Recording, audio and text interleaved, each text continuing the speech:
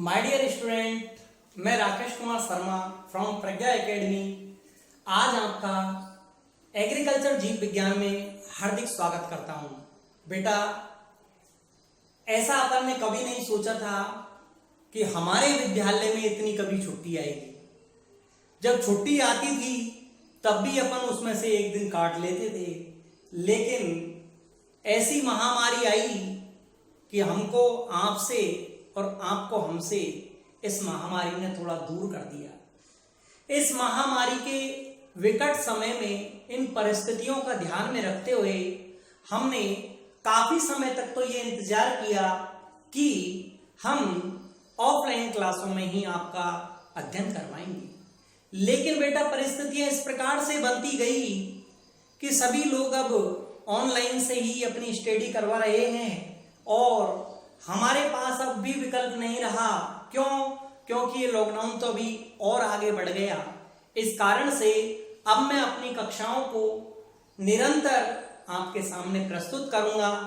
तो आज मैं आपको बेटा अपन के एग्रीकल्चर जीव विज्ञान के सिलेबस को कितने कितने अंक का डिवाइडेशन है उसको कंप्लीटली समझाऊंगा। सभी बच्चे इसको मन से देखें। 14 लेसन है अपन की बायोलॉजी एग्रीकल्चर में। 14 लेसन में से 56 नंबर तुम्हें लाने हैं, उनके लिए मैं बहुत ही अच्छी मेहनत करवाऊंगा और ये मेरा विश्वास है कि बेटा पहली बार में ही हम अपने प्रज्ञा एकेडमी में एग्रीकल्चर की छाप छोड़ेंगे, क्योंकि हम भी अपनी लगन और मेहनत से पढ़ाएंगे और आप भी बेटा अपने मन से ही पढ़ाई करना। तो हम इस विपरीत परिस्थिति में भी अपना बहुत अच्छे से अच्छा रिजल्ट देंगे। हमारी एकेडमी की ओर से कुछ त्रुटियां रही होगी, बाकी अलावा बेटा हमारा रिजल्ट बहुत ही शानदार रहा, जिसको आपने देखा। आर्ट में भी कोई कमी नहीं रही, कक्षा 10th में भी कमी नहीं रही।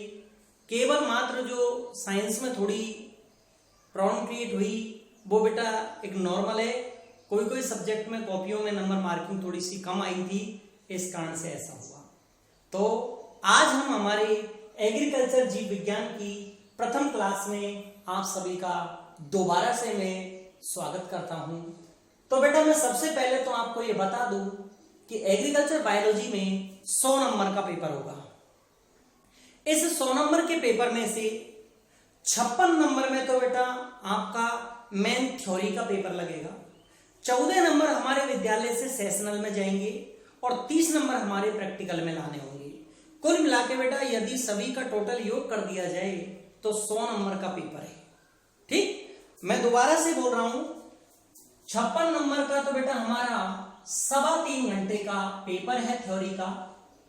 14 नंबर हमारे विद्यालय से सेशनल यहां से जाते हैं और 30 नंबर का बेटा हमारे यहाँ एग्रीकल्चर बायोलॉजी का प्रैक्टिकल लगेगा और इस प्रकार से आपके पूरे टोटल मार्किंग हो जाएगी बेटा 100 नंबर।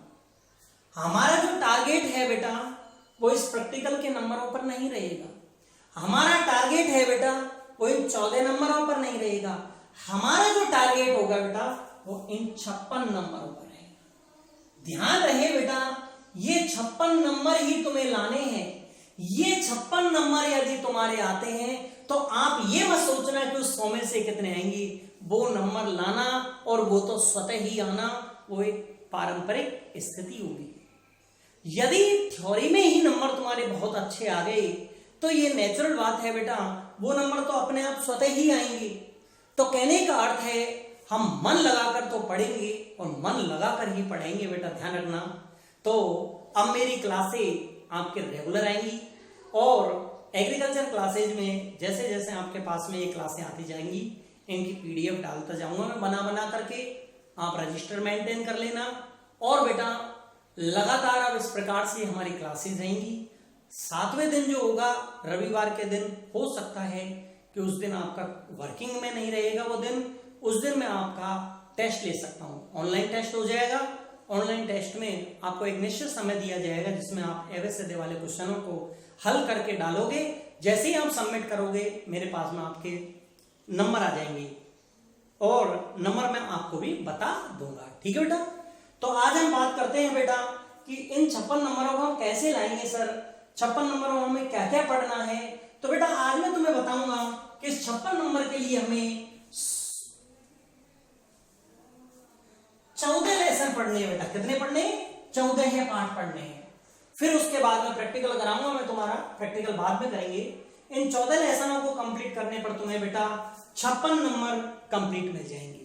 और हम मेहनत इतनी करेंगे कि हमें 56 में से एक भी नंबर काटने का मौका न लें और हम पूरे 56 लाएं। ठीक, तो बेटा हम बात करते हैं कि सर 56 नंबर के लिए हमें कौन कौन सी चीजों को पढ़ना पड़ेगा और कौन कौन सी चीजें हम पढ़ाई के लिए उचित मानते हैं, कौन से टॉपिक हमारे लिए अच्छे रहेंगे, कौन से में मार्किंग अच्छी रहेगी।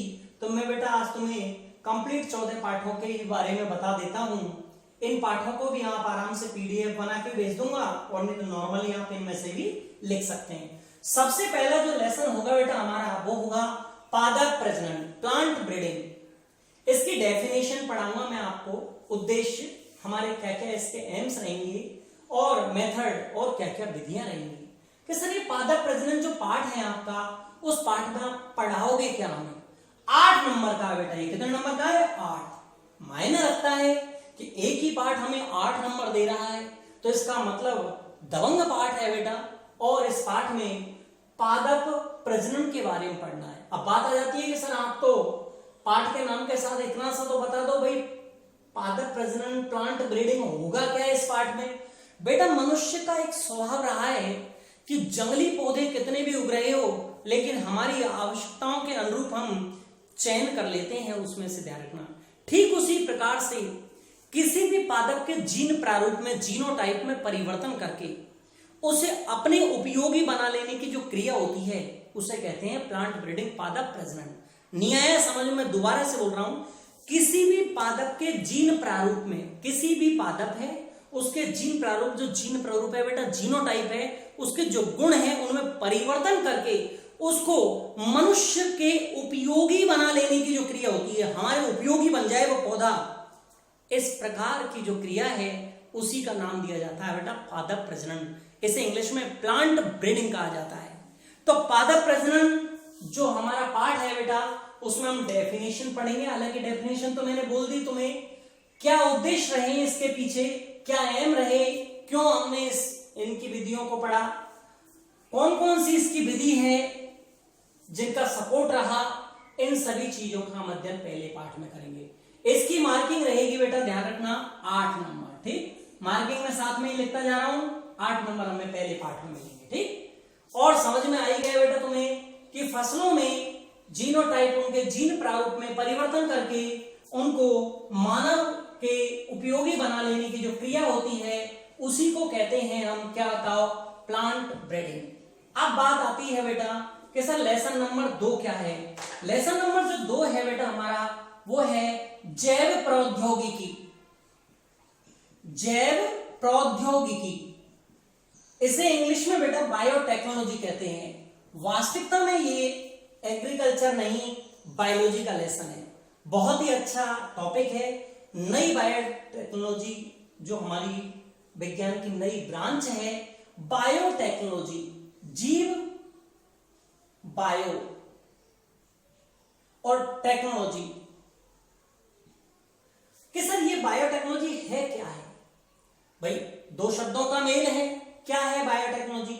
बेटा बायोटेक्नोलॉजी विज्ञान की उस शाखा का नाम है जिसमें विभिन्न प्रकार की तकनीकों का उपयोग करते हुए, विभिन्न प्रकार की तकनीकों का उपयोग करते हुए, विज्ञान का उपयोग करते हुए, विज्ञान के ज्ञान का उपयोग करते हुए और मनुष्य के लिए बहुत ही उपयोगी उत्पादों का सृजन कर लिया जाए, उसी को कहते हैं हम बायोटेक्नोलॉजी, जैव प्रौद्योगिकी। विज्ञान की वह शाखा जिसके अंतर्गत विज्ञान और विभिन्न प्रकार की तकनीकों का उपयोग करते हुए मनुष्य के लिए बहुत ही महत्वपूर्ण उत्पादों का सृजन कर लेना ही, यह सृजन कर लेने की जो विधि है उसे कहा गया है बेटा बायोटेक्नोलॉजी। इस बायोटेक्नोलॉजी वाला जो पार्ट है बेटा, इसमें हम क्या क्या चीज पढ़ेंगे? इसमें हम इसकी डेफिनेशन पढ़ेंगे, इसका हम महत्व पढ़ेंगे, एक तो इसकी परिभाषा, एक इसका बेटा हम महत्व,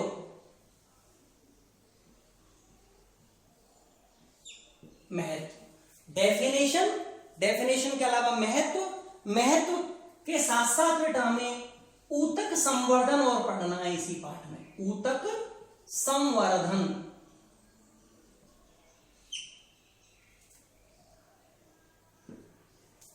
ये बेटा कितने नंबर का है?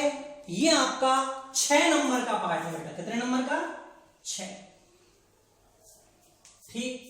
तीसरा जो पाठ है बेटा हमारा वो है फसलों एवं भंडारण के प्रमुख कीट।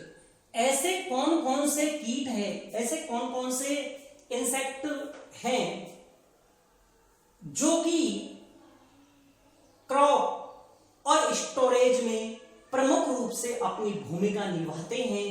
तो ऐसे कीटों के बारे में हम अध्ययन करेंगे लेसन नंबर 3 में। इसकी मार्किंग रहेगी बेटा 8 नंबर।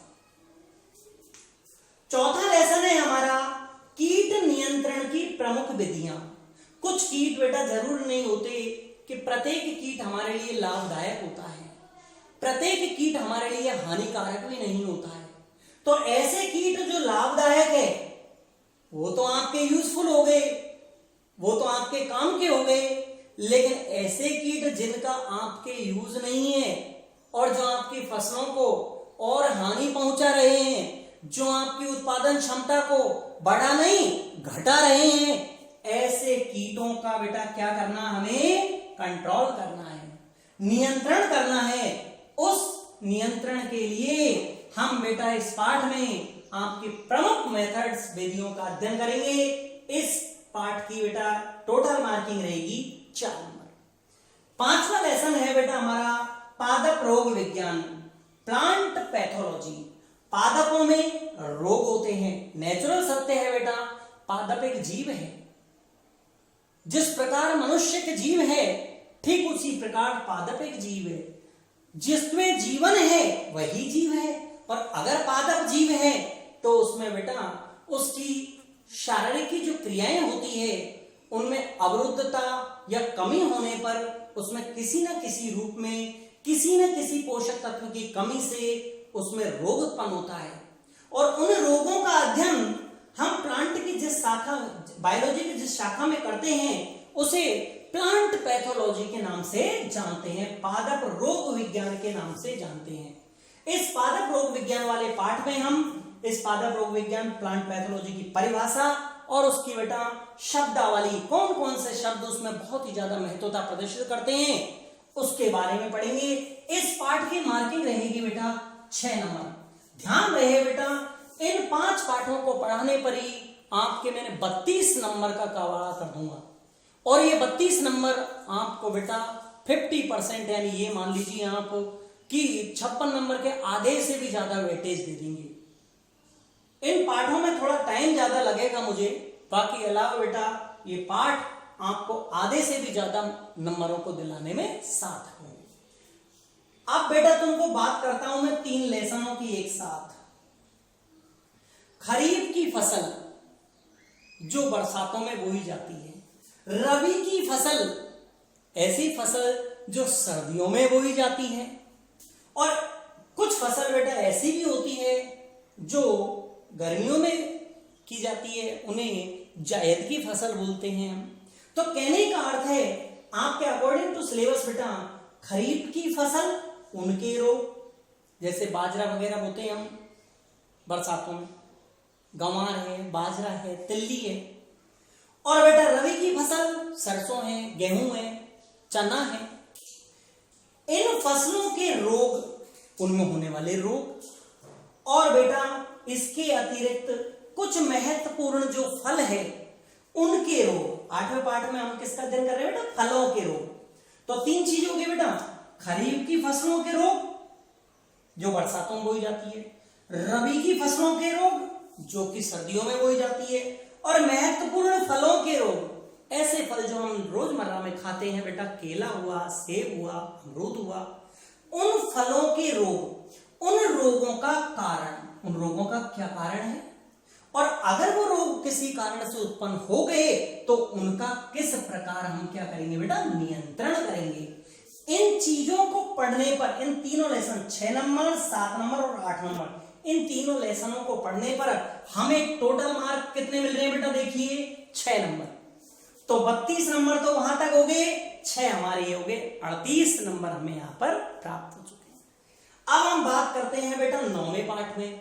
9वें पाठ में सूत्रक्रमी ट्रेड वॉर्म, ऐसे क्रमी जिनका आकार सूत्र यानी होता है धागा, थ्रेड यानी होता है बेटा धागा, धागे के समान होते हैं। घोंगा पाइला जिसे बोलते हैं बेटा, घोंगा शंख के आकृति में पाया जाता है घोंगा। और स्लग, ऐसे कीटों का अध्ययन करना है जो सूत्र धागे के समान होते हैं, इसी में हमको घोंगे का और इसी में स्लग का। इन तीनों कीटों से संबंधित पूरे पाठ में आपको अध्ययन करना है और इस पाठ की मार्किंग रहेगी आपकी 6 नंबर। ठीक बेटा। अब हम आते हैं कि सर हमारी मार्किंग हो गई 32 में 6 जोड़े तो 38, और 38 और 6 हो गए अपन के 44। 44 नंबर का बेटा हम 9 पाठ तक अध्ययन कर चुके हैं। अब हमारे पास में 12 नंबर और बचे हैं। अब 12 नंबरों के लिए 8 नंबर प्राप्त करने के लिए बेटा मैं आपको 3 प्रकार के मुख्य कीट है, उनको नाम बोल रहा हूं एक साथ ही। 10वें पाठ में है केंचुआ, अर्थवर्म जिसको कहते हैं। मनुष्यों के लिए बेटा या किसानों के लिए ये एक प्रकार का मित्र है, क्योंकि किसानों की जो फसल है बेटा उसमें उत्पादन क्षमता में बढ़ावा लाता है। तो केंचुआ जिसको अर्थवर्म बोलते हैं इंग्लिश में, किसानों का मित्र कहलाता है। जूलॉजिकल नाम होता है फेरेटिमा प्रोस्थुमा। फेरेटिमा इसका वंश है और प्रोस्थुमा इसकी जाति है। इसके बारे में बेटा हम स्ट्रक्चर, इसकी संरचना का अध्ययन करेंगे एवं कृषि में महत्व, इसकी इंपॉर्टेंस, एग्रीकल्चर में इसका क्या इंपॉर्टेंस है, इसके बारे में अध्ययन करेंगे लेसन नंबर 10 में। 11वें पाठ में बेटा हम अध्ययन करेंगे टिड्डा। टिड्डा आप जानते ही हो, जिसको सामान्य भाषा में हम राम जी का घोड़ा बोल देते हैं। टिड्डा, इसकी स्ट्रक्चर और वही कृषि में महत्व के बारे में अध्ययन करेंगे। इसका जूलॉजिकल नेम होता है बेटा पेरिप्लेनेटा अमेरिकाना। पेरिप्लेनेटा अमेरिकाना, ये इसका जूलॉजिकल नेम है।